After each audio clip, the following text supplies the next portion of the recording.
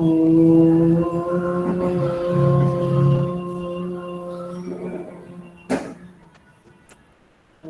सहनाववतु सहनौ भुनक्तु सह वीर्यं करवावहै तेजस्विनावधीतमस्तु मा विद्विषावहै। ॐ शान्ति शान्ति शान्तिः। समस्त जन कल्याणे निरतं करुणामयं नमामि चिन्मयं देवं सद्गुरुं ब्रह्मविद्वरम्।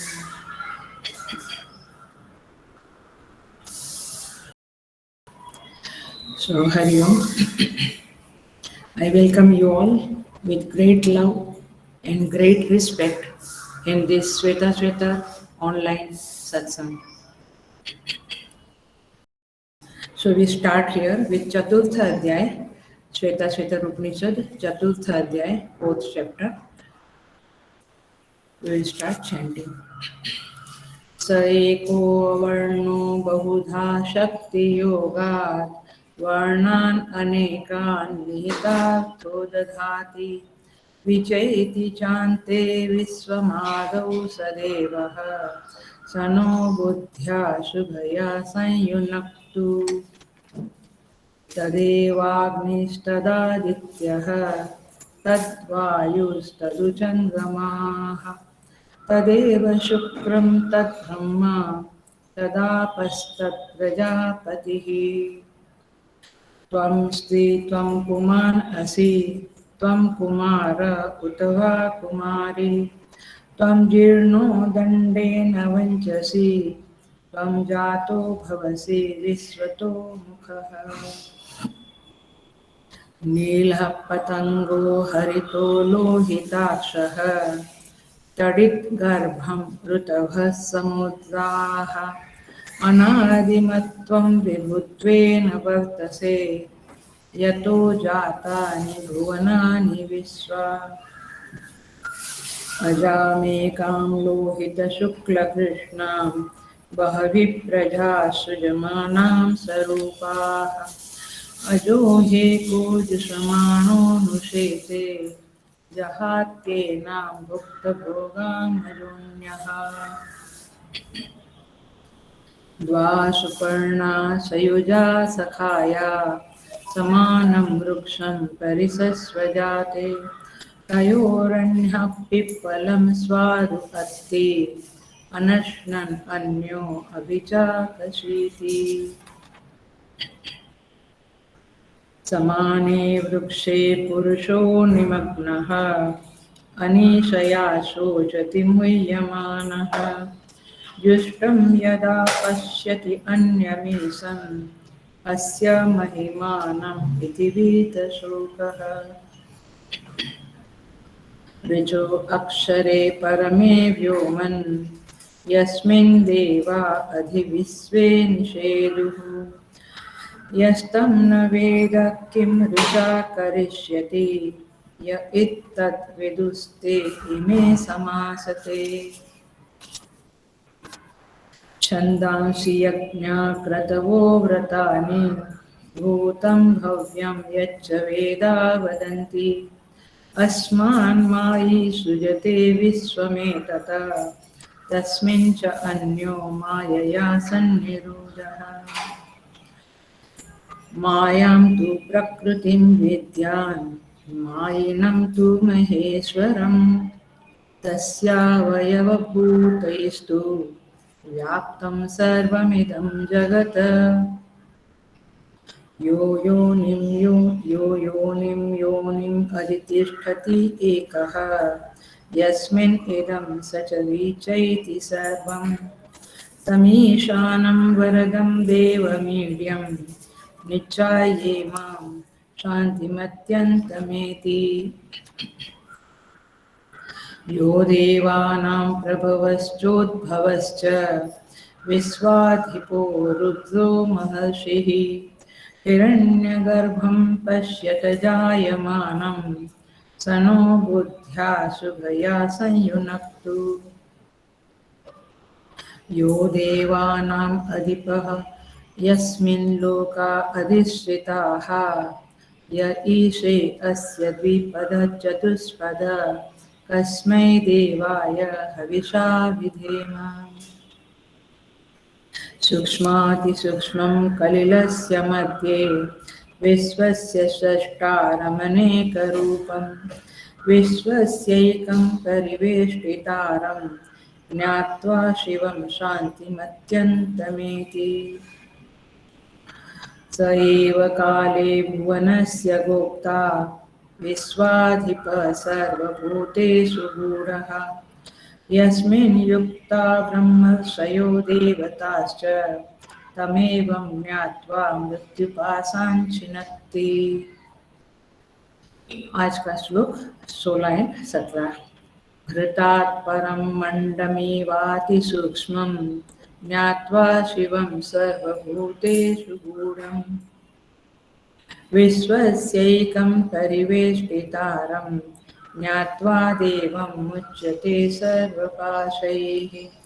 एषो देव विश्वकर्मा महात्मा सदा जनानां हृदये सन्निविष्टः हृदा मनीषा मनसा विक्लुप्तः य एतद्विदुः अमृतास्ते भवन्ति।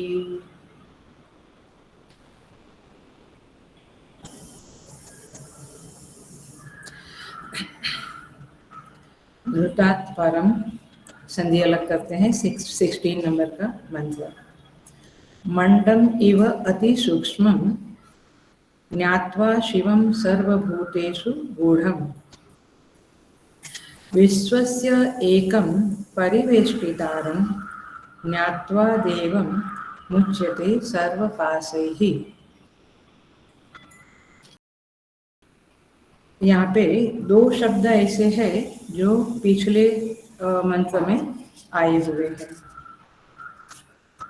जैसे कि सर्वभूतेषु गूढ़ः, यह शब्द भी आया है 15वें मंत्र में। और एकम विश्वस्य एकम परिवेष्टितारम, यह विश्वस्य परिवेष्टितारम शब्द आया है 14वें मंत्र में। तो इस तरह से थोड़ा रिपीटेशन है, फिर भी हम थोड़ा सा देखेंगे। तो ट्रांसलेशन करते हैं। घृतात् परम मंडम एव अतिसूक्ष्म ज्ञात्वा शिवं मुच्यते सर्वपाशैः, ये मुख्य वाक्य है। शिवं ज्ञात्वा सर्वपाशैः मुच्यते, ये मुख्य वाक्य बना यहाँ पे। उस शिव को जानकर सारे पाशों से मुक्त हो जाता है। वो शिव कैसा है? तो कहते हैं घृतात् परम मंडम इव, ये घी के ऊपर, घी का जो एक सार रूप है, घी का, मक्खन का नहीं, घी का सार रूप जो है उसे मंड कहते हैं संस्कृत में। और ये मंडन के जैसा है, माने जगत का सार रूप है, ऐसा समझे। अति सूक्ष्म और अत्यंत सूक्ष्म है, ये आप जानते हैं, हम देखेंगे। सर्वभूतेषु गूढ़, सारे भूतों में छिपा हुआ है, प्रत्यक्ष नहीं है, हृदय में छिपा हुआ है। विश्वस्य परिवेष्टितारं, और सारे विश्व को घेर कर है। किसकी बात कर रहे हैं हम?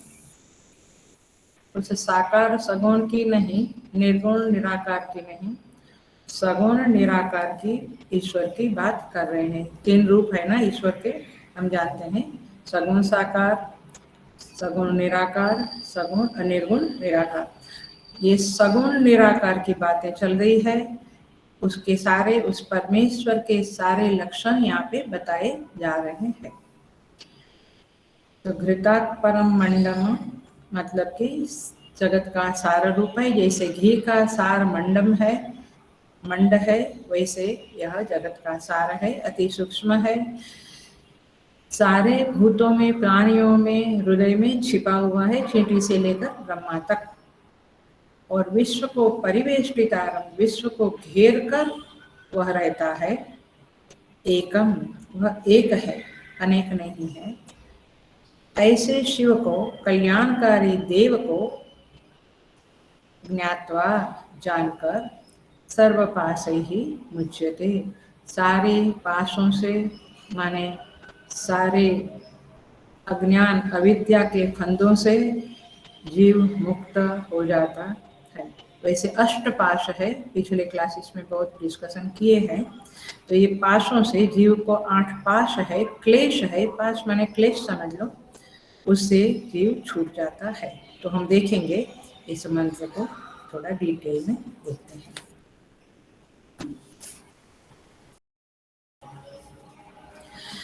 पहले तो शब्द देखते हैं मंडम।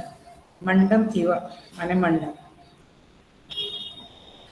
जैसे दूध, ध्यान रखना, वैसे इसका सिंपल अर्थ पकड़ के रखना, बाकी जो एक्सप्लेनेशन है वो तो ऊपर ऊपर से ही है, माने लौकिक है।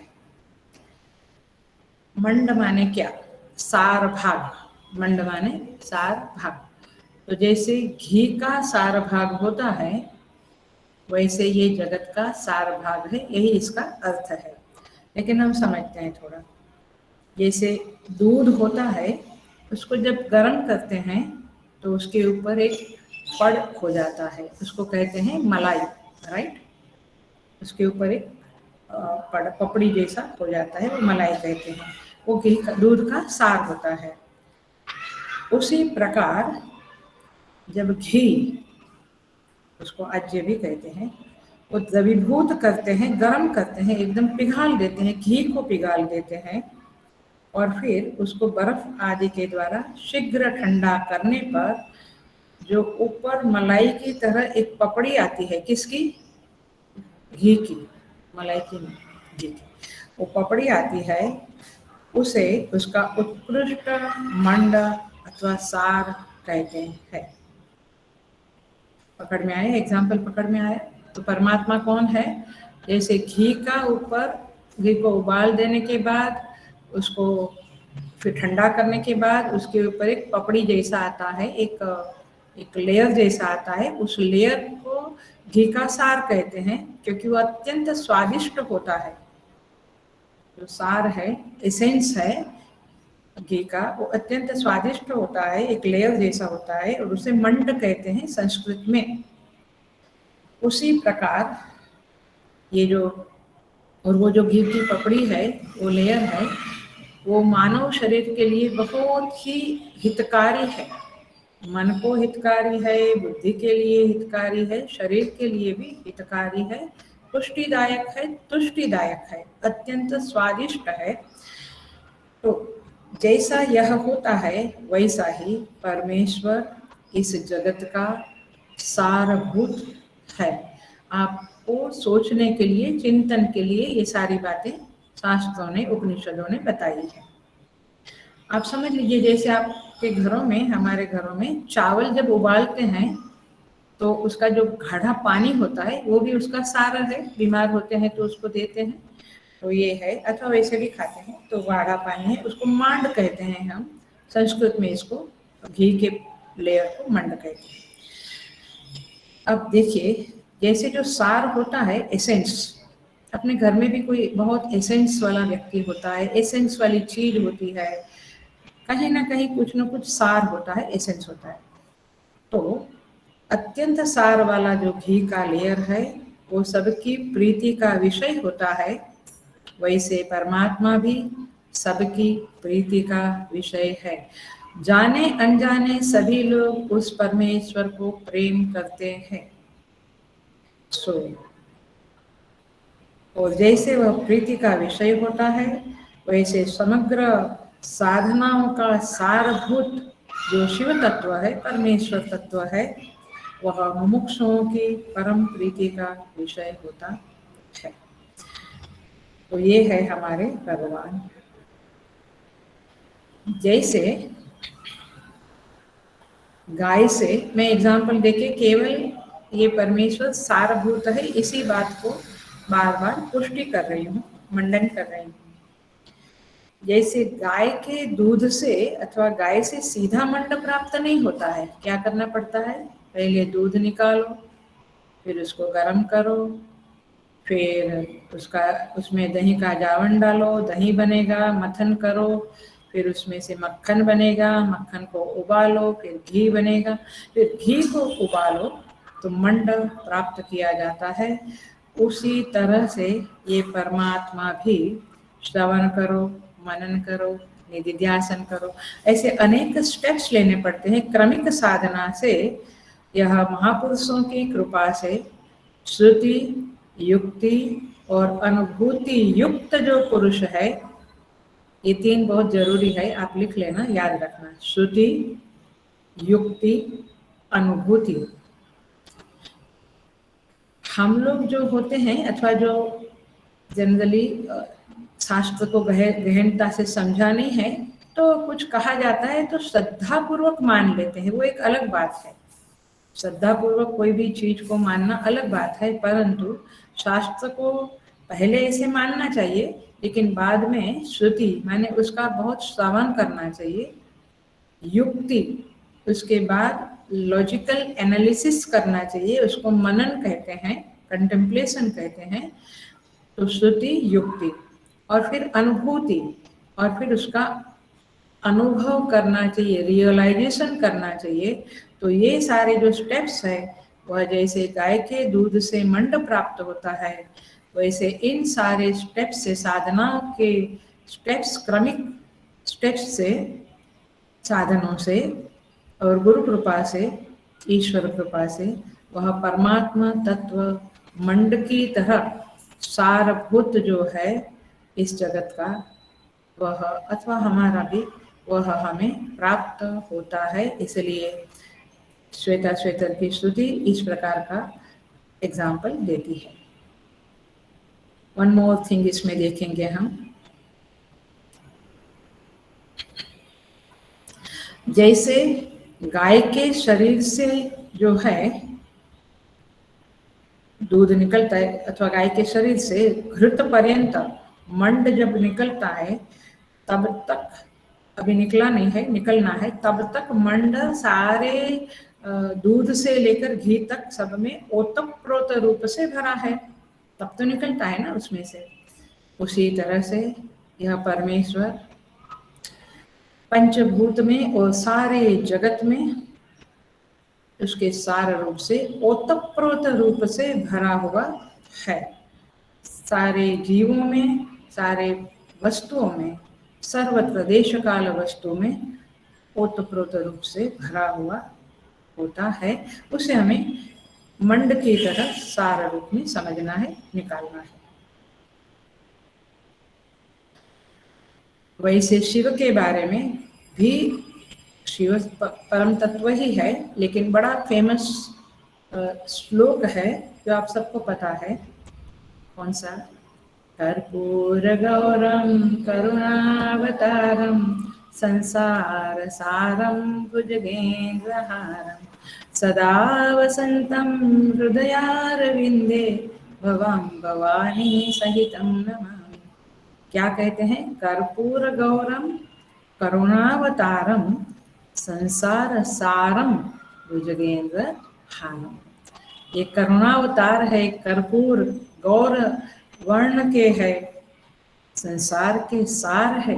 देखो ये स्तोत्र में भी जो उनके लिए विशेषण आते हैं, लक्षण आते हैं, ये सारे के सारे जो ऑथेंटिक स्तोत्र है, मैंने नारद जी का बनाया हुआ या ऐसे जो महापुरुष लोग हैं, भगवान शंकराचार्य जी के, अथवा अनेक अनेक ऋषि मुनियों के जो स्तोत्र है, जैसे पुष्पदंत महाराज का शिव महिमना है, एटसेट्रा, इन स्तोत्रों में भी ये शब्द आते हैं। संसार सारम भुजगेंद्र हारम, शेष नाग को जिसने गले में हार की तरह लपेटा हुआ।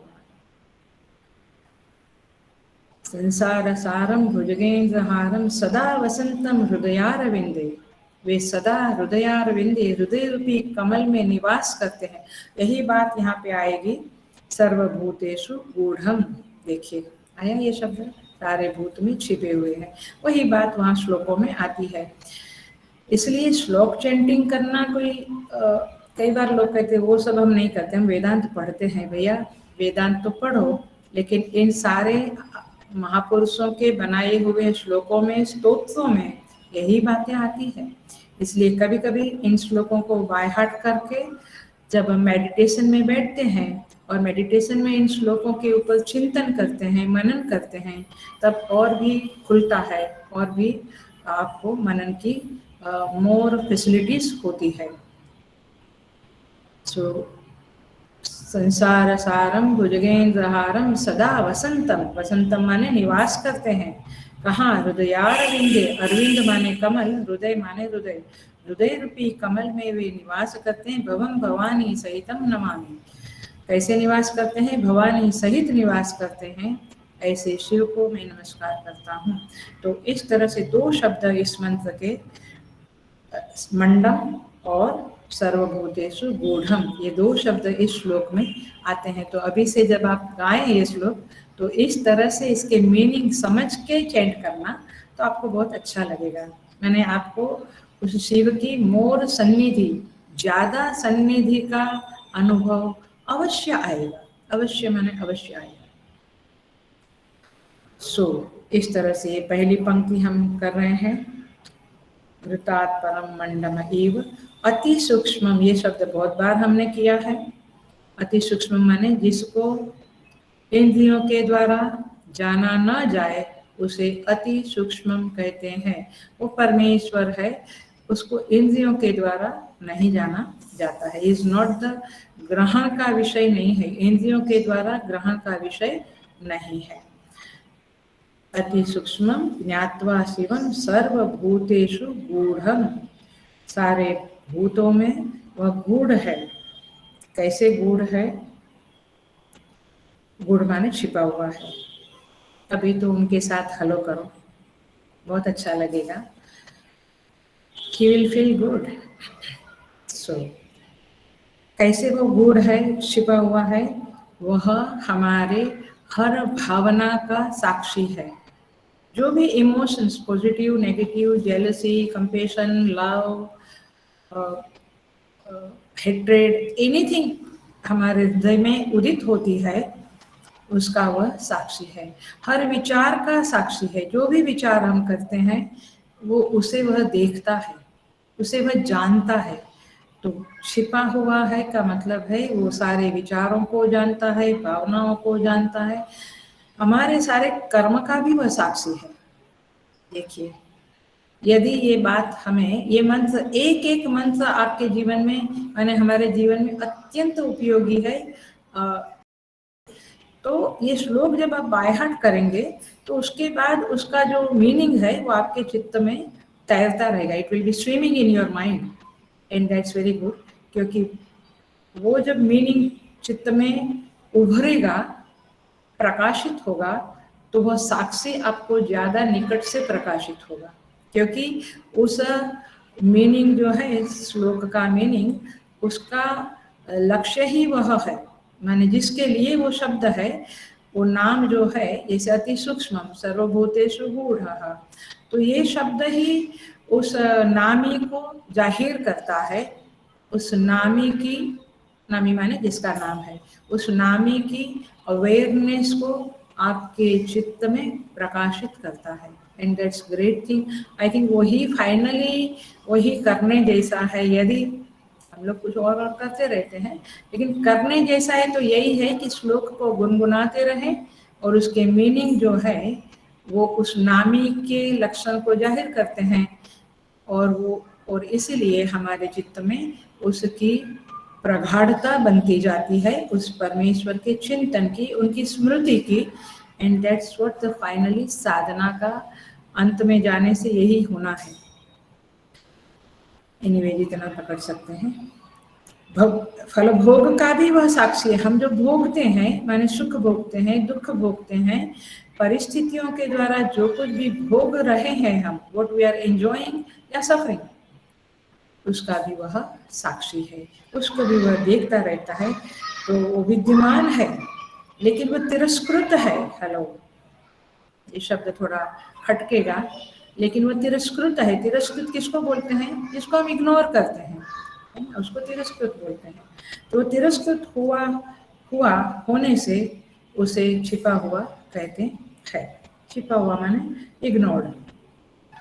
तात्पर्य क्या है? वह अंतर्यामी रूप से सारे शरीरों में रहता है बुद्धि का साक्षी बनकर, और इसीलिए श्रवण मनन निधिध्यासन के बिना वह पकड़ में नहीं आता है।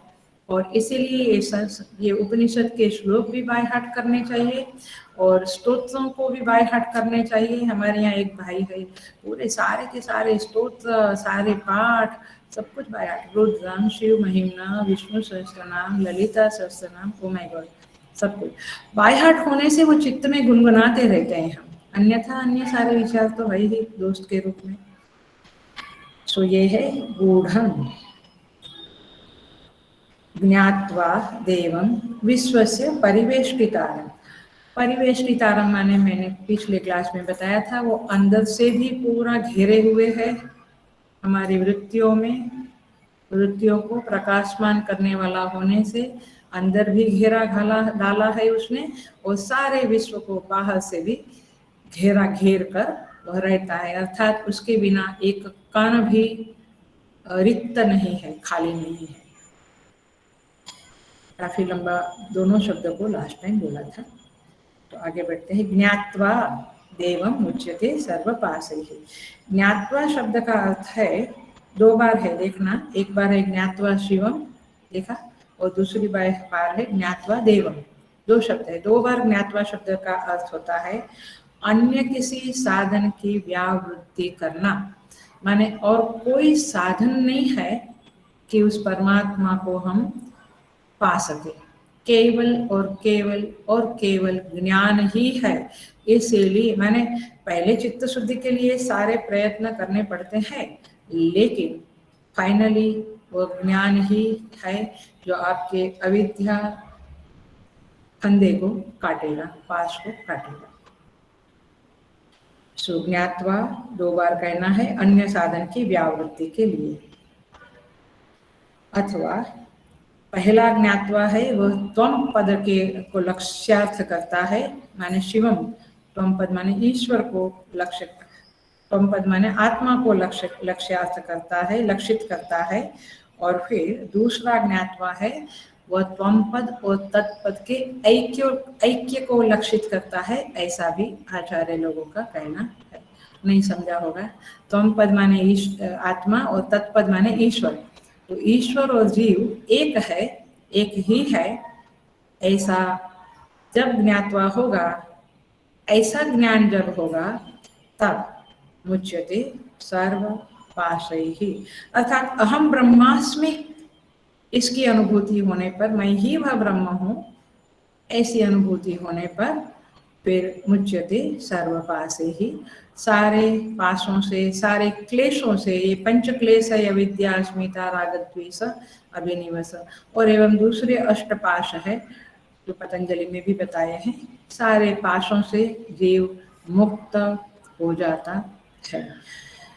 तो इस तरह से यहाँ पे मंडम इव अति सूक्ष्मम दो, सर्वभूतेषु गूढ़म तीन, विश्वस्य परिवेष्टितारम चार, उनके लक्षण दिए हैं उस सगुण निराकार परमात्मा के हमारे चिंतन के लिए। और ऐसा चिंतन करने से और फिर निधिध्यासन करने से ज्ञात्वा देवं मुच्यते सर्व पाशैः, तो इस तरह से जीव मुक्त हो जाता है। आगे के मंत्र में प्रवेश कर जाते हैं।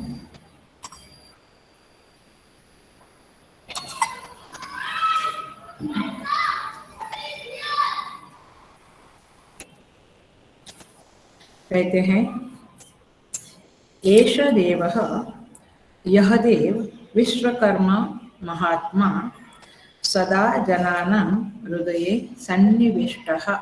फिर से वही शब्द आया है, देखेंगे। हृदा मनीषा मनसा अभिप्लुप्तः, य एतद विदुः अमृताः ते भवन्ति। फिर से वही बात आई है, यह एतद विदुः, जो इन्हें जानता है। वहां ज्ञात्वा शब्द था, यहाँ पे क्या है? विदुः। विदुः माने विद माने जानना। य एतद् विदुः अमृताः ते भवन्ति, वे अमृत स्वरूप हो जाते हैं, मैंने मुक्त हो जाते हैं। सब सारे ये चतुर्थ अध्याय में सारे परमात्मा के सारे लक्षणों की बात की है और फलश्रुति लगभग लगभग सेम है। क्या? या अमृतत्व को प्राप्त करेगा, स्वयं अमृत बनेगा, ब्रह्म रूप से अपने को जानेगा, पाशों से मुक्त होगा और इस तरह से मृत्यु पाशा छिन्नति, मृत्यु से मुक्त परे हो जाएगा। इस तरह से काफी सारा फलश्रुति, बट सेम है फलश्रुति, सेल्फ रियलाइजेशन जिसे हम इंग्लिश में समझते हैं। तो देखते हैं, एष देवः, यह जो देव है, यह जो परमात्मा है, वो कौन है? विश्वकर्मा। विश्वकर्मा माने विश्व का कर्ता, जगत कर्ता। महात्मा दूसरा विशेषण दिया है, महात्मा। हम शांति से इस मंत्रों को देखें तो चिंतन के लिए बढ़िया से बढ़िया लोग मेडिटेशन सेमिनार करते हैं, मेडिटेशन वर्कशॉप करते हैं और सब कुछ करते हैं, लेकिन थोड़ा सा उपनिषद का टच हो गया तो कुछ करने की जरूरत नहीं है। स्वयमेव सुबह उठ के थोड़े फ्रेश होकर ये मंत्रों का चिंतन करें। एक मंत्र का चिंतन करें 15 minute. That will give that awareness of the Lord into your mind. आपके हृदय में उस परमेश्वर का मैनिफेस्टेशन होगा। एंड ये अभ्यास यदि गाढ़ा हो जावे तो ये मैनिफेस्टेशन दिवस भर चालू रहेगा, यानी कि उसकी स्मृति दिन भर चालू रहेगी, विच इज अ वेरी संबल, उनका बड़ा संबल आपको रहेगा। सो एष देव, नहीं तो मैंने जैसे कहा है, हर बार कहती हूँ मैं कि आप टीवी तो देखते हो, तो टीवी देखते हो तो क्या बोला है, वो बाजू में जो टिपोई पड़ी है या कुछ है उधर क्या रखना है? एक गीता का पदच्छेद रख दो बुक, और एक नव उपनिषद वाला ये जो बुक है वो रख दो। बस 2 ही बुक रखो उधर, बाकी घर वाले का सबका जो सामान है रहने दो। जब जब आप टीवी देखते हैं और बीच में एडवर्टाइजमेंट या कुछ आता है तो मोबाइल को पटाख से उठा के मैसेज देख लेते हैं कि कुछ आया है। उसके बदले गीता जी को उठाओ या उपनिषद को उठाओ, जो पेज खोलना है खोलो और वो मंत्र पढ़ो, उसका मीनिंग पढ़ो। That's it. तब तक आपकी डेट खत्म हो जाएगी। You can start seeing again whatever you are seeing. तो मैंने लौकिक में थोड़ा थोड़ा करके ऐसे अभ्यास करो। केवल मेरा एक क्लास है या और कोई एक आधा क्लास है, ऐसे ज़्यादा कुछ नहीं होगा, मैंने स्पीड नहीं पकड़ेगी साधना। एनीवे, सो विश्वकर्मा महात्मा सदा जनाना हृदये सन्निविष्टः, हमेशा सर्वदा जनाना हृदय, मनुष्यों के शरीर में माने प्राणियों के शरीर में, सन्निविष्ट माने सम्यक प्रकार से स्थित है, अच्छी तरह से स्थित है। अच्छी तरह से स्थित है माने वहीं रहता है, वह कहीं जाता नहीं है, उसको जाने को जगह ही नहीं है। क्यों? क्योंकि वो सर्वव्यापी है। क्या बोलते हैं संत लोग? ठसो ठसी भरला हा विठ्ठल, ठसो ठसी भरला है इस जगत में। बड़ी प्यारी पंक्ति है, मुझे बहुत पसंद है। ठसो ठसी भरला हा विठ्ठल, तो ये विठ्ठल, ये प्रभु, ये शिव हृदय में, सबके हृदय में स्थित है, सम्यक प्रकार से स्थित है। आगे कहते हैं, सदा जनानां हृदये सन्निविष्टः हृदा मनीषा मनसा अभिक्लुप्तः। कहते हैं हृदय से माने हृदय, मनीषा माने बुद्धि से, और मनसा माने मन से, माने हृदय से, बुद्धि से और मन से, अभिक्लुप्तः मतलब ध्यान में लाया हुआ। अभिक्लुप्त माने ध्यान में लाया हुआ, मतलब कि आप भावनाओं से, भावना माने शब्द का मीनिंग अलग है, हम देखेंगे। हृदय से, बुद्धि से और मन से जब उसका चिंतन करते हैं तो वह आपके चित्त में, आपके ध्यान में आता है। You become aware of his presence. I think that's a better way to express. You are aware of his existence in your body, in your personality, and you are aware of his existence outside also. ऐसा ध्यान में लाया हुआ परमात्मा, bracket में लिखे आविर्भवती, प्रत्यक्ष होता है, आपको उसका अनुभव आता है। ऐसा स्तुति माता कहती है। य एतद् विदुः अमृताः ते भवन्ति। जो इस तरह से, जो साधक एतद् इस रहस्य को इस तरह से विदुः जान लेता है, वह अमृत स्वरूप हो जाता है, अर्थात मुक्त हो जाता है। तो तात्पर्य यह है, जगत को उत्पन्न करने वाला वह महात्मा अर्थात सर्वशक्तिमान सर्वव्यापी परम देव परमेश्वर मनुष्यों के हृदय में सम्यक प्रकार से स्थित है। उनके गुणों को, उनके प्रभाव को, उनकी महिमा को सुनकर जब हृदय द्रवीभूत होता है, निर्मल होता है, तो ऐसे हृदय से और निश्चय युक्त बुद्धि से, एकाग्र मन से निरंतर ध्यान करने पर माने ही ध्यान में लाया हुआ वह परमात्मा प्रत्यक्ष होता है। जो साधक इस रहस्य को जान लेते हैं, वो उन्हें प्राप्त होते हैं और अमृत स्वरूप हो जाते हैं, अर्थात सदा के लिए जन्म मरण से छूट जाते हैं। ये इसका अर्थ है। Very clear. तो उस परमात्मा का चिंतन करना चाहिए। हम लोग भी रोज पाठ करते हैं। अब आप देखिएगा, जब पाठ करते हैं तो ये जो मंत्रों के मीनिंग है वो यदि चित्त में आ गए तो पाठ करते समय भी वह चित्त में आएगा, आपको लाभ होगा। ख्याल में आता है। तो ये कॉम्बिनेशन ऑफ पाठ एंड स्टडी, स्वाध्याय, ये तो ज़्यादा सुपर्ब है, क्योंकि खाली स्वाध्याय किया फिर चिंतन को इतना समय नहीं दे पाते हैं। खाली पाठ किया तो मीनिंग सामने नहीं आता है। जैसे अभी बोला कर्पूर गौरम, तो सदा वसंतम हृदयारविंदे, पता था इस तरह से? नहीं ना। जब मीनिंग समझ लेते हैं स्वाध्याय के द्वारा, तो सदा वसंतम हृदयारविंदे भवम भवानी सहितम नमामि, तो अच्छा मेरे हृदय कमल में वो सदा विराजमान है। वसंत माने बसता है। ओ उपनिषद में भी, श्वेता में भी यह सुना, सर्वभूतेषु गूढ़ः। अच्छा, ऐसे चित्त में चिंतन चलता है। सो देखते हैं, थोड़ा सा एक दो शब्द कठिन है लेकिन देखेंगे। विश्वकर्मा वेदांत की दृष्टि से देखें तो माने सिंपल है, अभिन्न निमित्त उपादान विवर्त कारण, विवर्त उपादान कारण। तो सारे जगत की रचना का, सारे जगत की सृष्टि का, उत्पत्ति का वही रचनाकार है। विश्वकर्मा, विश्व को बनाने वाला। विश्व शब्द का अर्थ होता है सर्व, यह भी एक अर्थ होता है सर्व।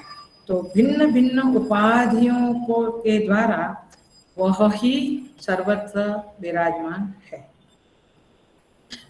अथवा इसको एक लौकिक में अथवा एक इजी वे में समझना चाहते हैं आप, तो हम ऐसा भी समझे कि ये सारी सृष्टि में जो पशु पक्षी है, कितने अलग अलग रंग है। तोता का हरा रंग है, मोर का, पिकॉक का अलग रंग है, बहुत रंग भरे हुए हैं। सभी पशु पक्षी मनुष्य सबके शेप अलग अलग है। आश्चर्य नहीं लगता है? किसी का नाक नहीं मिलता है, मिलता है? किसी का चेहरा नहीं मिलता है, बॉडी का माने कुछ नहीं मिलता है। इतनी वेराइटीज भरी है जगत में। पहाड़, नदियां, वृक्ष, वृक्ष का कोई भी पत्ता, एक पत्ता दूसरे पत्ते से नहीं मिलते। कैसा रचना कौशल यह परमेश्वर है। थोड़ा सा उसके ऊपर विश्व को देखते हुए आकाश को देखो, कैसे निरधिष्ठान ठहरा हुआ है, यू नो। तो ये सारा कुछ है। सोना, चांदी, सूरज, चंद्र, क्या क्या वेराइटीज है। ये विश्वकर्मा का रचना है, कौशल है। तो इस तरह से विश्वकर्मा व परमेश्वर है। ये तो बड़ा सिंपल है। हर शब्द जो हम सुनते हैं ना, तो ऐसे ही विचार कर सकते हैं। यदि सच में चिंतन ही करना है तो हम टीवी में न्यूज़ सुने, कुछ भी सुने या चैट कुछ भी करें, हर शब्द जो है वो किसकी कृपा से, किसके कारण हम सुन सकते हैं। वो कान में शक्ति, जो श्रोत्र में जो शक्ति है सुनने की, और सामने वाला जो बोलता है उसकी बोलने की शक्ति है, वो किसके कारण है। थोड़ा सा वो वाणी के पीछे, चक्षु के पीछे चले जावे केनेषितं पतति प्रेषितं मनः केन प्राणा प्रथमा प्रैतियुक्तः केनेषितां वाचमिमां वदन्ति चक्षुश्रोत्रं कौ देवो युनक्ति। क्या ब्यूटीफुल प्रश्न है केनोपनिषद में शिष्य का। किसके द्वारा ये चक्षु देखता है, किसके द्वारा ये वाणी बोलती है, मैंने किसकी कृपा से, यदि भक्ति का शब्द वापरे तो यूज करे तो किसकी कृपा से अथवा किसकी शक्ति से यह चक्षु देखता है। चली जाती है ना कई बार आंखों की शक्ति, किसके कारण, क्या है, कौन ये करता है, ये सोचना पड़ेगा। तो पता चलेगा कि यह विश्वकर्मा है, वह परमेश्वर है जिसके कारण यह इंद्रियों में भी शक्ति है अपना अपना काम करने की, मन में, बुद्धि में, शरीर में, प्राण में शक्ति है। तो ये है विश्वकर्मा। क्रिया शक्ति, ज्ञान शक्ति और इच्छा शक्ति, ये तीनों ही उसकी शक्ति है। और इसीलिए हर चीज में यदि हम चाहें, हम डिसाइड करें तो हर चीज में, हर क्रिया में, हर भावना में हम उसका दर्शन कर सकते हैं। वो पर्दा गिर गया भगवान का, फिर पर्दा खोला, वो वाला मामला ही नहीं है। 24 घंटा 365 डेज पर्दा खुला ही है, आपको नजर डालना है। दूसरा शब्द है महात्मा। महात्मा शब्द का अर्थ है महान प्लस आत्मा, ऐसे प्लस नहीं बट ऐसे संधि करते हैं, महान आत्मा। सो महात्मा, वैसे संधि भी महान आत्मा नहीं होती है बट महान आत्मा ऐसा इसका समझते हैं। महान शब्द का अर्थ है व्यापक और आत्मा माने आत्मा।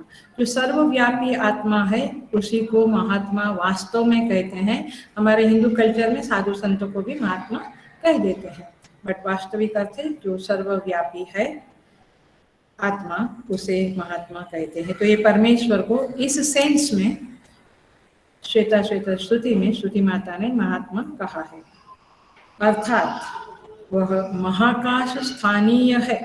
माने जैसे महाकाश सर्वत्र व्यापक है वैसे वह सर्वत्र व्यापक है। एक एग्जाम्पल के रूप में, मतलब कोई देश में, देशांतर में रहता होगा, ऐसा हमारा जो समझ है, इवेंटपुट में रहता है, कैलाश में रहता है, ऐसी जो समझ है उस समझ को काटने के लिए, उसका खंडन करने के लिए, निषेध करने के लिए ये वाक्य, ये शब्द प्रयोजित किया गया है, ताकि हमारी ये समझ हट जावे और हम उसे सर्वव्यापी रूप में देखना प्रारंभ करें। तो ये है एष देवः विश्वकर्मा महात्मा सदा जनानां हृदये सन्निविष्टः। ये मैं दो तरह से समझाऊंगी। अब हम आते हैं थोड़े गंभीर के ऊपर। अब जो शब्द है हृदये सन्निविष्टः, सबके हृदय में वह प्रवेश करके निविष्ट रहता है, घुसा हुआ, सन्निविष्ट माने घुसा हुआ, बैठा है, ऐसे एक सिंपल अर्थ में कह सकते हैं। तो देखो कैसे, जैसे पकड़ लेना इस एग्जाम्पल को, बी वेरी अटेंटिव और पकड़ना कि हृदय में कैसे बैठा है, क्योंकि वैसे तो जगह ही नहीं है वहां पे। फिर भी जल में जैसे चंद्र का प्रवेश है, पकड़ा पकड़ा, जल में, जो नदी तालाब, जल में जैसे चंद्र का प्रवेश है, प्रतिबिंबवाद है, प्रतिबिंब रूप में है, चंद्र उतर के उधर आता नहीं है, प्रतिबिंबवाद के द्वारा। तो जल में जैसे चंद्र का प्रवेश है वैसे उस परमात्मा का सभी जीवों के हृदय में प्रवेश है। अर्थात सूक्ष्म शरीर के साथ तादात्म्य करके, अंतःकरण के साथ तादात्म्य करके, मैं जनरली बोलती हूँ तो इस भाषा में बोलती हूँ कि अंतःकरण में पड़ा हुआ उस चेतन का प्रतिबिंब जिसे जीव कहते हैं, तो उस तरह से वह शरीर अंतःकरण के साथ तादात्म्य करके वह जीव रूप से स्थित है वहां पे हृदय में। और गहरा बोल रही हूँ, पकड़ना, और उसका साक्षी बन करके भी वहां पे उपस्थित है। हेलो, पकड़ा। वह अंतःकरण में प्रविष्ट होकर जब जाना जाता है, पहचाना जाता है, तो वह जीव रूपेण स्थित है और शुद्ध रूप से वह साक्षी रूप से स्थित है। दोनों ही वह ही है। हेलो,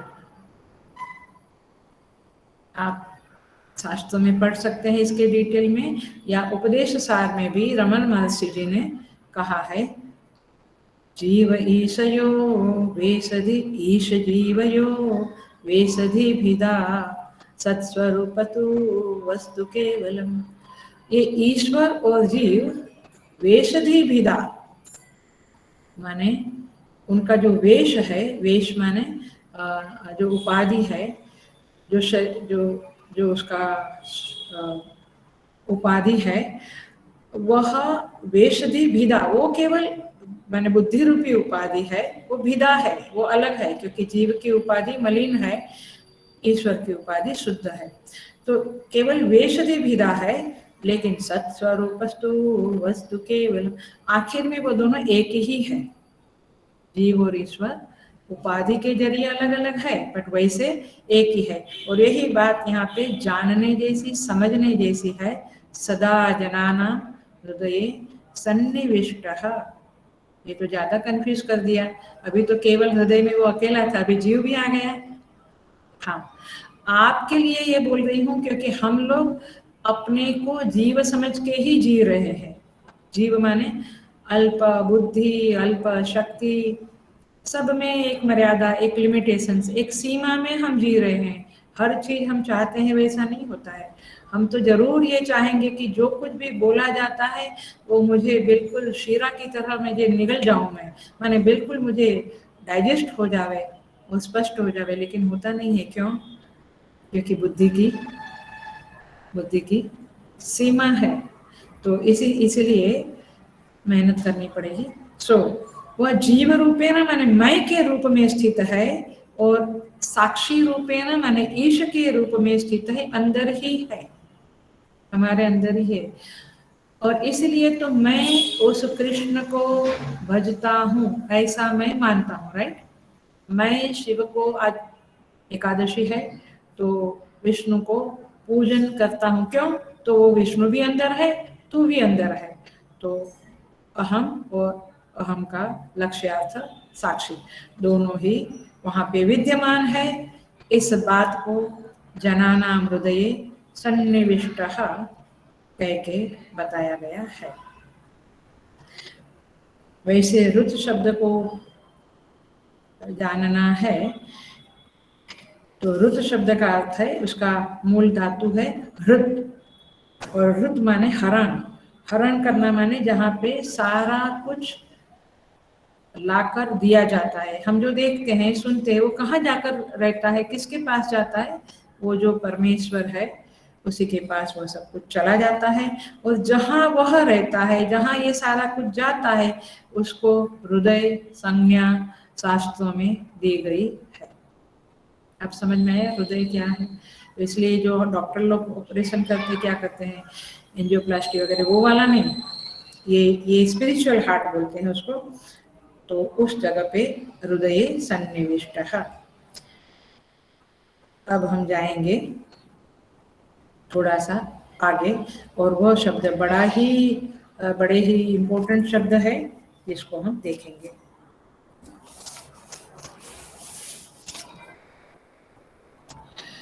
पहले हम देखेंगे हृदय सन्निविष्ट, उसको मैं और थोड़ा डिटेल में जाती हूँ, हो जाएगा। और बाकी बचेगा अपना शब्द मनीषा।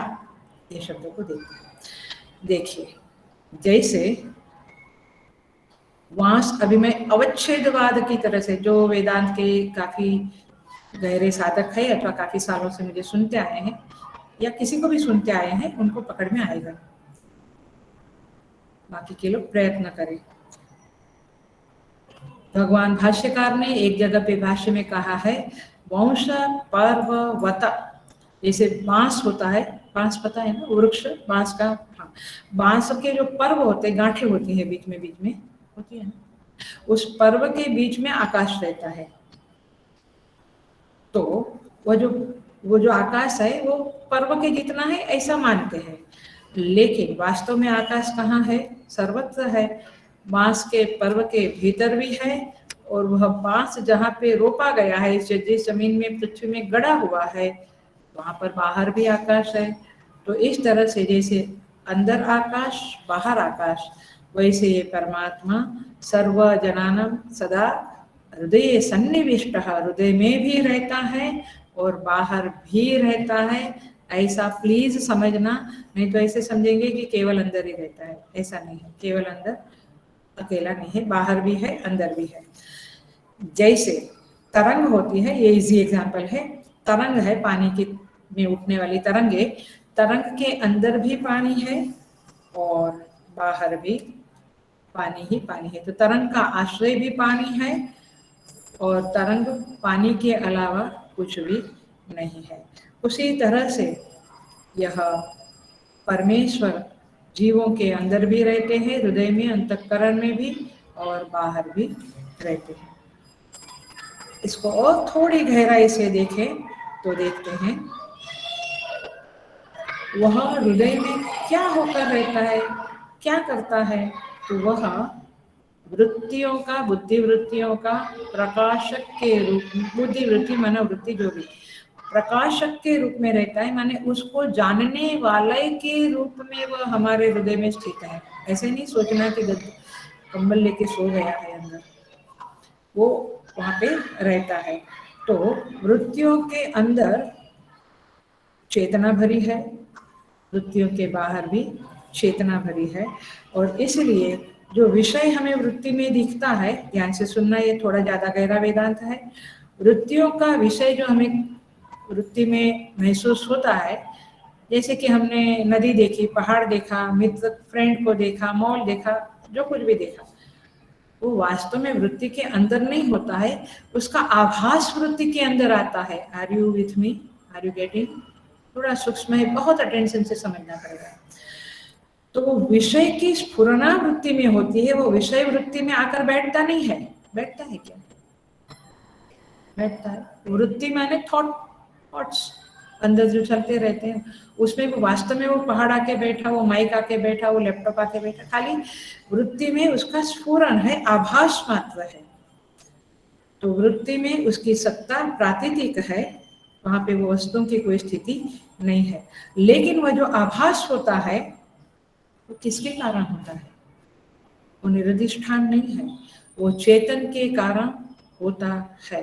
और इसीलिए वह जिसके कारण मुझे वृत्ति में उन पदार्थों को जो देखा, सुना, चखा है, उसका आभास होता है, प्रतीति होती है, जिस चेतन के कारण, उसी को कहते हैं परमेश्वर, सगुण निराकार। और वही सदा जनानाम हृदय सन्निविष्टः।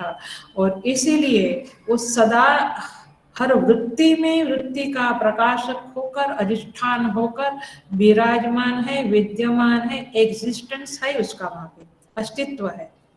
तो इन दैट सेंस थोड़ा गहरा है, आई डोंट नो, क्लिक होना पड़ता है ये चीजों को, और बहुत फोकस होने से या कृपा होने से क्लिक होता है। तो चूंकि वह हर वृत्ति का अधिष्ठान है, वृत्ति में जो स्फुरन होता है, जो आभास होता है, मैंने आंख बंद करी, मुझे वृत्ति में आया लैपटॉप, क्योंकि मैं लैपटॉप के सामने बैठी हूँ। वह जो लैपटॉप का स्फुरन हुआ, वो किसके कारण हुआ? बोध हुआ, वो ज्ञान स्वरूप चेतन जो है उसी के कारण हुआ। तो वो मेरे कितने निकट है? वो अत्यंत निकट है, क्योंकि हर वृत्ति को वो जनाता है। हर वृत्ति को वो जनाता है, हर वृत्ति निरधिष्ठान नहीं है, चेतन के अधिष्ठान में ही जिंदा है। और इसीलिए बार बार सुनने से शायद आपको एकदम साफ हो जाएगा। तो उस विषय के स्फुरन के साथ वह वृत्ति संज्ञा को प्राप्त करता है और उसका अधिष्ठान बन के अत्यंत निकट हमारे रहता है। इतना निकट और कोई नहीं है। तो जहां से वृत्ति उठती है उसमें विषय का आभास होता है, और जहां वृत्ति शांत हो जाती है, लीन हो जाती है, वह जो है वो हमारे हृदय के अत्यंत निकट है। उसका यदि स्मृति दृढ़ हो जावे, प्रज्ञा दृढ़ हो जावे, तो फिर realisation is not so far. But करके देखिएगा, 1 मिनट 2 मिनट, आई डोंट नो कितना समय तक वो स्मृति चालू रहती है हमारे चित्त में, कंटिन्यू रहती है। तो इस तरह से यह जनानां हृदये सन्निविष्टः। आगे का शब्द पे हम चले जाते हैं। आगे का शब्द है, तीसरी लाइन है,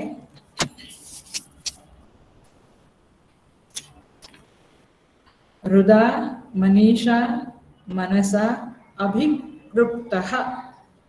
माने हृदय से, मनीषा बुद्धि से, और मनसा मन को एकाग्र करके वह ध्यान में लाया जाता है। देखेंगे हम उसको।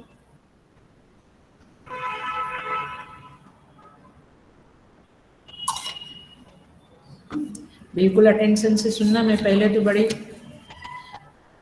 हल्के फुल्के से लिया था, अभी हम मैंने थोड़ी बातें करी, अभी पीछे पीछे से हम थोड़े गंभीर बनते जा रहे हैं। मनीषा शब्द का अर्थ, कितने लोगों का नाम होगा आपके रिलेटिव्स में मनीषा, लेकिन आज समझे मनीषा शब्द का अर्थ। मनीषा शब्द का अर्थ है, माने यहाँ पे कहते हैं, पहले ये पकड़ो कि ये आत्म तत्व, ये परमात्मा मनीषा के द्वारा, हृदय के द्वारा और मन की एकाग्रता के द्वारा ध्यान में लाया जाता है, अर्थात चित्त में उसकी स्मृति बनती है, उसकी अवेयरनेस बनती है। तो फिर मनीषा से बनती है, तो मनीषा क्या है, माने बुद्धि क्या है। अब देखते हैं कैसे बुद्धि क्या। हृदय माने हृदय, जहाँ पे सारा कुछ एकत्र होता है, सारी वृत्तियों का जो जन्म स्थान है। अब और इसलिए कहते हैं वह परमात्मा, अन्य श्रुतियों में कहते हैं, दृश्यते तु अग्रया सूक्ष्मया बुद्धिया सूक्ष्म दर्शी भी है। ये सूक्ष्म बुद्धि के द्वारा, शुद्ध बुद्धि के द्वारा यह जाना जाता है, ऐसा अन्य श्रुतियों में भी कहते हैं। तो हम जाने कि ये कैसे जाना जाता है। तो वो बुद्धि क्या है जिससे ये परमात्मा जाना जाता है। हमारी अशुद्ध मलिन बुद्धि से वो नहीं जाना जाएगा, बुद्धि को पहले शुद्ध करना पड़ेगा। मनीषा शब्द का जो मूल धातु है मनिट, और उससे तृतीया विभक्ति में या प्रथमा विभक्ति में मनीषा शब्द बनता है। एक अर्थ है मनीषा का, मन के ऊपर शासन करने वाली बुद्धि। देखिए, बहुत बार ये जो बुद्धि है उसकी बात इंद्रियां और मन नहीं मानते हैं। कभी कभी ये अपना अंदर का फंक्शनिंग देखना, इंद्रियां और मन इकट्ठे होकर स्ट्राइक पे चले जाते हैं और फिर बुद्धि की बात नहीं सुनते हैं। तो वो बुद्धि के वश में नहीं है, बुद्धि उनके वश में हो जाती है। लेकिन जो स्वतंत्र बुद्धि है, जो मन को, इंद्रियों को वश में रखती है, उसे मनीषा कहते हैं। इसमें इश धातु भी है। इश धातु का अर्थ है इच्छा का अभिप्राय से इश धातु है, और दूसरा है शासन के अभिप्राय में इश धातु है। हमने ईशावास्य उपनिषद में देखा था कि ईशावास्य माने ईश्वर से सारा कुछ आच्छादित है। तो ईश्वर से आच्छादित है माने ईश्वर के शासन से जगत आच्छादित है।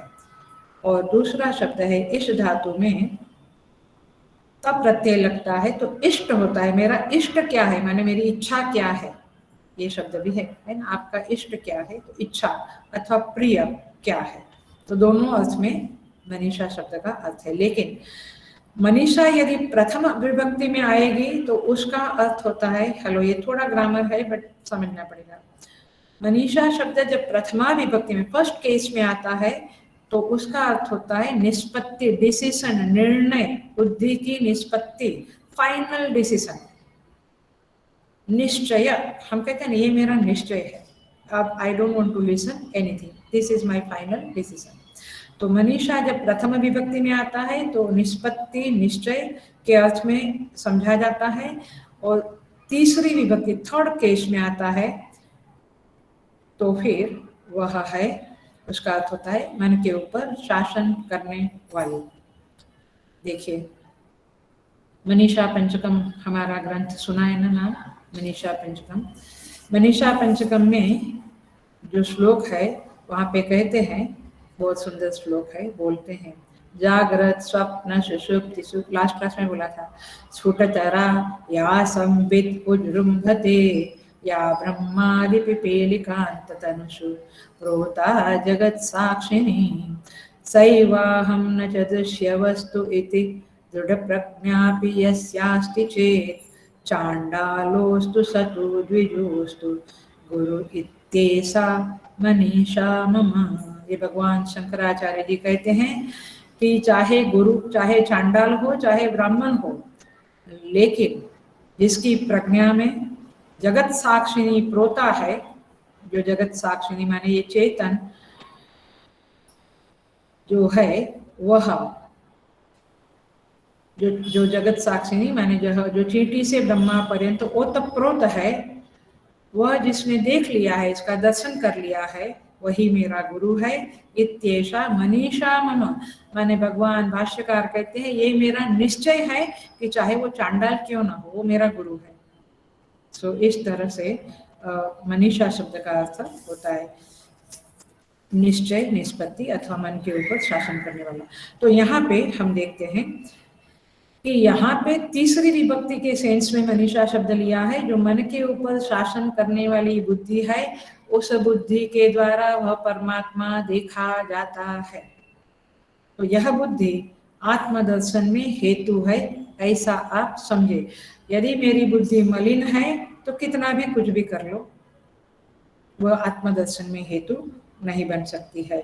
तो इसलिए यह श्रुति माता कहती है मनसा हृदय, माने हृदय से मन के द्वारा एकाग्र करके, माने मनन करके और बुद्धि के द्वारा उसका निधिध्यासन करके, यह जो व्यवहार है, माने श्रवण मनन निधिध्यासन का जो व्यवहार है, जो साधना है, उसके द्वारा वह अभिकृप्तः माने कि अपने चित्त में लाया जा सकता है।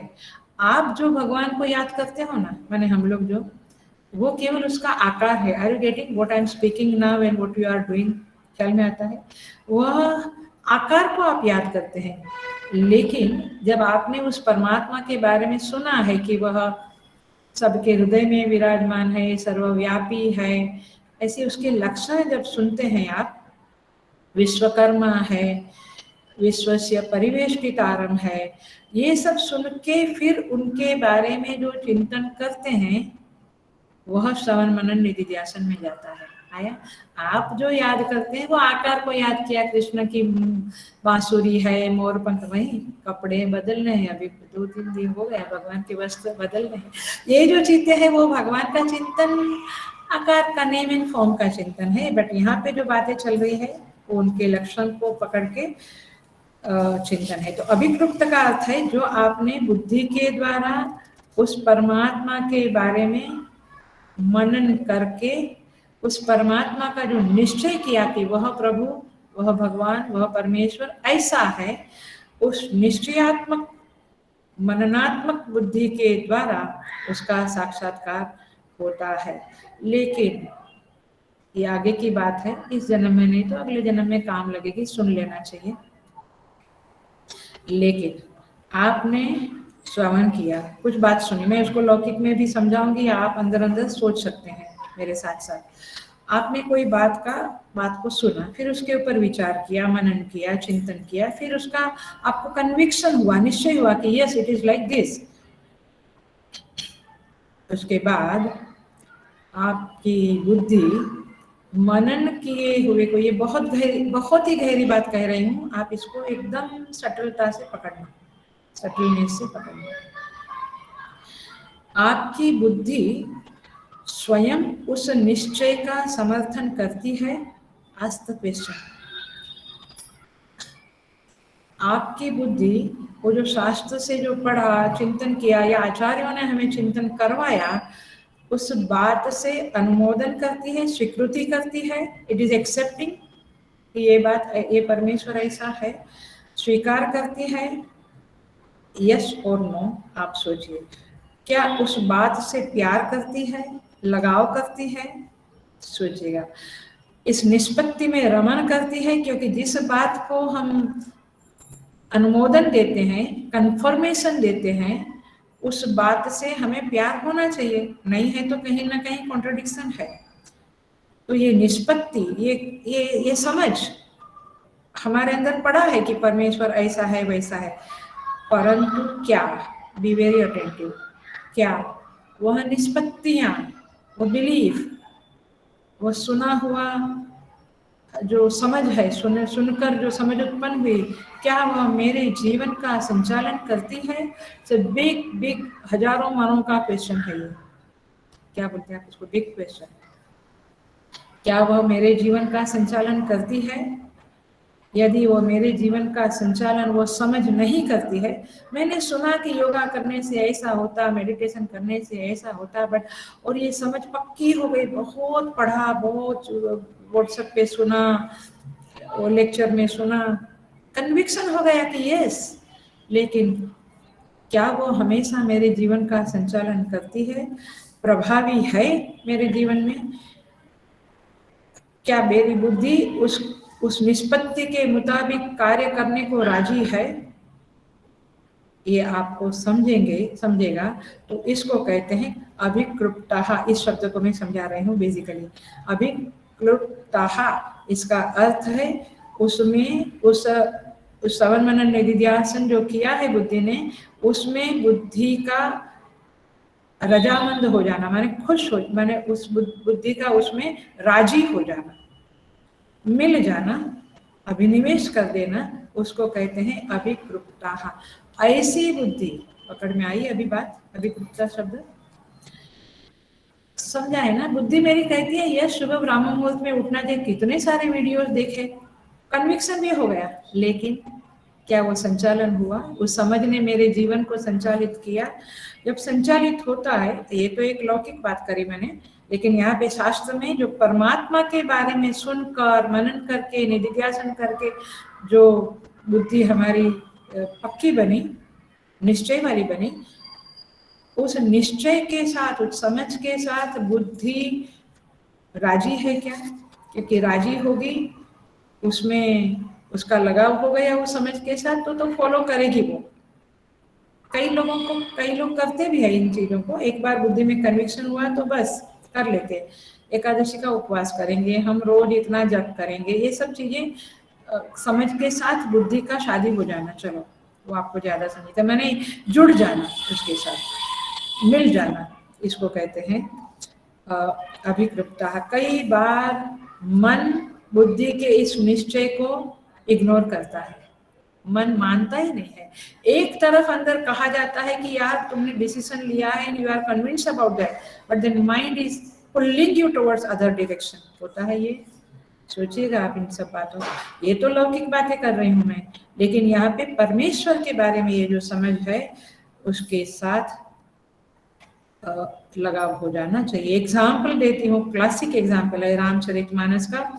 जब भरत जी ननिहाल से आए, राम जी को वनवास दिया, तो वशिष्ठ जी ने सभा बुलाई और सभा में उन्होंने भरत जी को राज्य तिलक करने का डिक्लेरेशन किया, प्रस्ताव किया। सभी की तरफ से उसका समर्थन आया, लेकिन भरत जी के क्या शब्द है देखिए। भरत जी कहते हैं,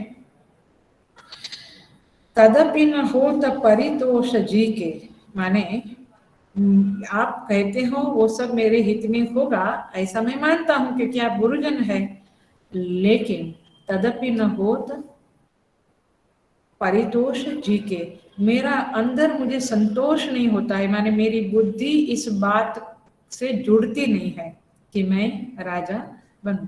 कन्विंसिंग है, माने बताया गया है कि ऐसा ही होना है, लेकिन मैं कन्विंस हूँ कि यस राज्य को राजा चाहिए, ये सारी बातें, बट हृदय मेरा उसको मानता नहीं है।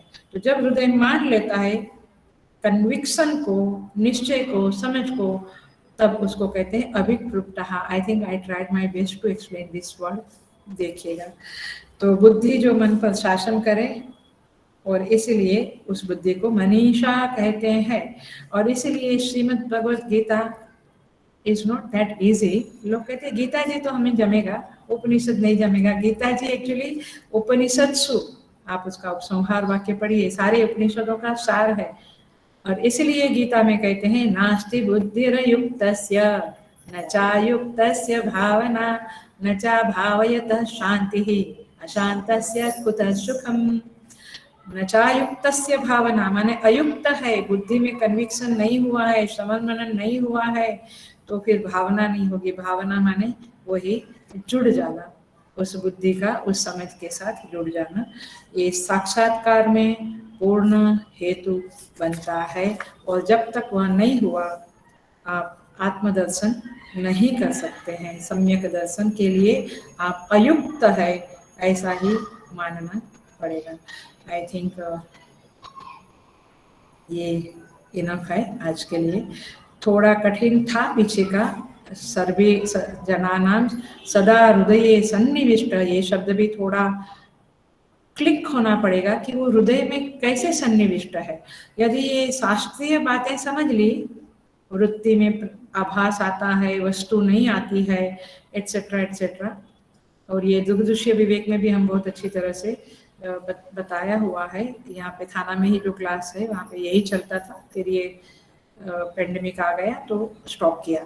बट उसमें भी बहुत अच्छी तरह से वृत्तियों का विश्लेषण है और कैसे चेतन से वो सन्निविष्ट है, अधिष्ठित है, अध्यास रूप है चेतन के ऊपर। ये बातें समझ लेने से वो टुकड़ा भी समझेगा। और हृदा मनीषा मनसा अभिक्लुप्ता क्लुप्ता, ये शब्द भी आपको मनीषा शब्द से समझेगा। और मनीषा शब्द का सिंपल अर्थ याद रखना है तो मन के ऊपर जिस बुद्धि का शासन होता है उस बुद्धि को मनीषा कहते हैं, अथवा निश्चय को, निष्पत्ति को। बहुत सोचते हैं ना, ये लड़के से शादी करे, वो उससे करावे, वो घर ऐसा है, बहुत कुछ सोचते हैं, बिजनेस में सोचते हैं, हर चीज में सोचते हैं। निष्पत्ति निकल के कि नहीं ऐसा ही करना है। उस निष्पत्ति परमेश्वर के बारे में जो बुद्धि ने निष्पत्तियां की है उसके साथ जब राजी होकर लग जाती है तो उसे कहते हैं मनीषा। तो इस मनीषा के द्वारा वह आत्म तत्व का दर्शन हो सकता है। और अमृता भवंती, वे लोग अमृत स्वरूप हो जाते हैं, जन्म मृत्यु के चक्कर से छूट जाते हैं, ऐसा स्तुति माता कहती है। भगवान करें ये स्थिति हमें प्राप्त हो। ओम पूर्णमदः पूर्णमिदं पूर्णात् पूर्णमुदच्यते पूर्णस्य पूर्णमादाय पूर्णमेवावशिष्यते। ओम शांति शांति शांति। हरि ओम। श्री गुरुभ्यो नमः। हरि ओम।